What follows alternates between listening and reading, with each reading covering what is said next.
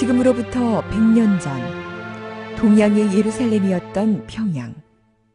예전의 명성은 사라진 지 오래됐다. 기독교의 탄압과 말살로 어두운 그림자를 들이운 오늘의 북한. 그러나 저주받아 척박한 이 땅 어딘가에 간절한 믿음의 기도가 아직도 끊이지 않고 살아있다.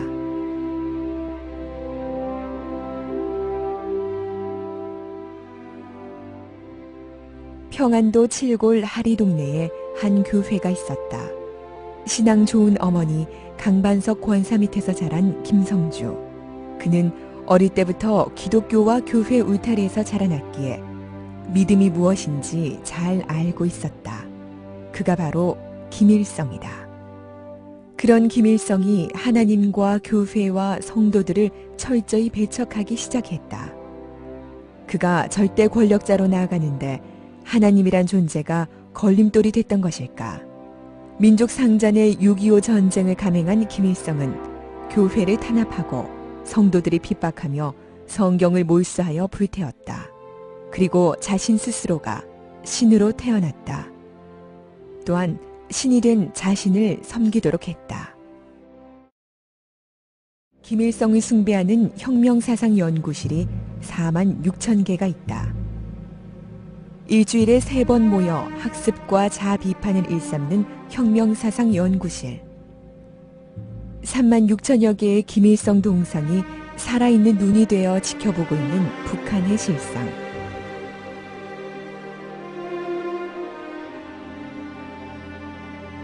김일성이 신이 된 사회.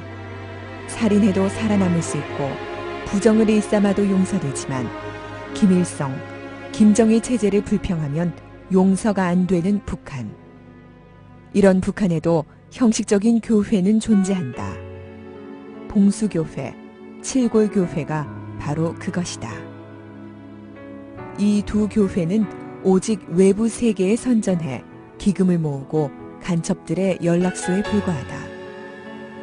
그러나 북한에 또 다른 교회가 있었으니 기독교 탄압과 핍박이라는 참혹한 환경 가운데서도 50년간 꿋꿋이 대를 이어온 지하교회다.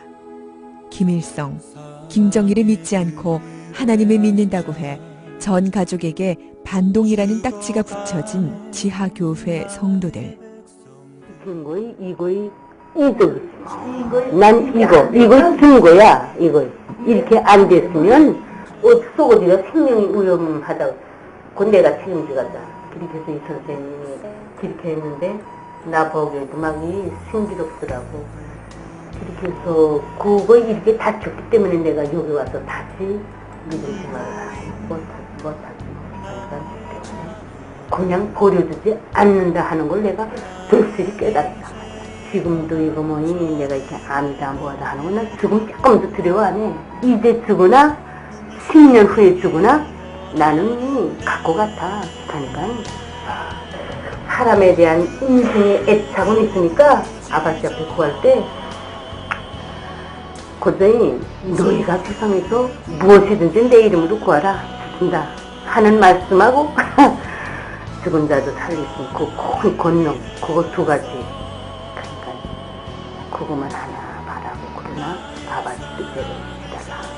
예수쟁이 반동분자라는 이름으로 오지로 추방됐으나 오히려 그런 곳이었기에 그들은 신앙을 지킬 수가 있었다.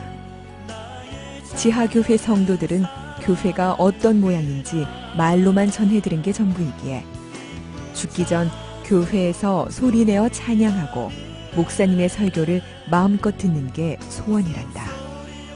손으로 직접 성경을 베껴가며 공부하고 고난 속에서도 성령 충만한 삶을 유지해온 지하교회 성도들. 그들은 믿음 하나만을 지닌 채 마을에서 빛과 소금 역할을 하면서 살고 있다. 한 사람은 밖에서 망을 보고 또 한 사람은 부엌에서 망을 보면서 라디오와 mp3로 성경을 청취하고 있는 북한의 지하교회 성도들.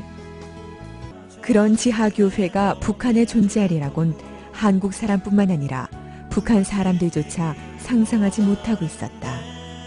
참으로 놀라운 일이 아닐 수 없다. 철두철미한 통제 속에서도 기독교 믿음을 지켜왔던 북한의 지하교회 성도들. 그곳 지하교회 성도들은 힘들고 굳은 일을 마다하지 않아 마을 사람들에겐 존경을 받지만 사회 체제상 기독교인이라는 걸 숨겨야만 했다. 찬바람 불고 그늘진 곳에서 믿음을 향해 조용히 한 걸음 한 걸음 지금껏 걸어온 그들. 지금 우리가 그들에게서 배워야 하는 것은 무엇일까? 또 우리가 그들을 위해 해야 할 일은 무엇일까? 한국 기독교와 한국 근대화에 결정적인 영향을 끼쳤던 기독교회 부흥 발상지 평양. 한때 하나님의 축복 가운데 최초의 목사를 배출했던 평양. 동양의 예루살렘이라 불렸던 그곳이 하나님의 손에서 벗어난 지금은 병들고 굶주리고 저주받은 땅이 됐다.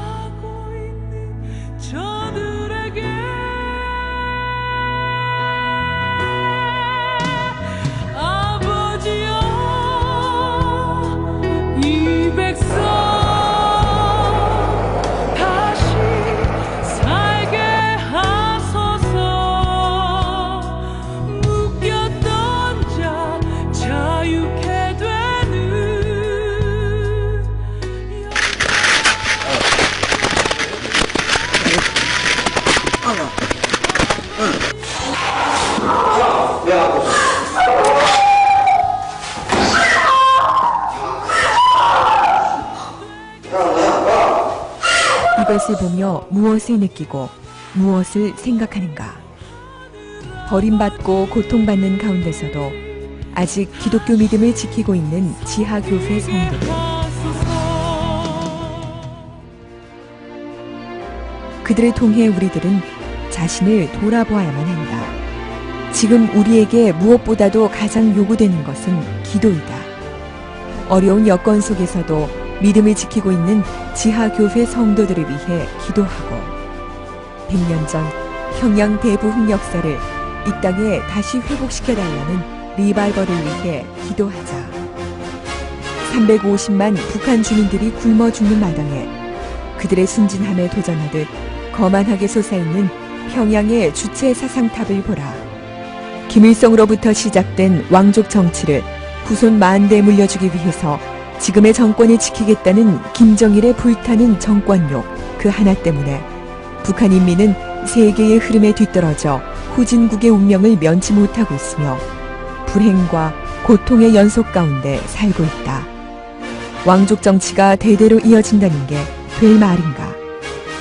하루속히 저 거대한 김일성 동상을 허물어버리기 위해 기도하고 동양의 예루살렘이었던 평양과 저 북한을 하나님의 나라로 세우기 위해 우리 모두 힘을 모아 기도하자.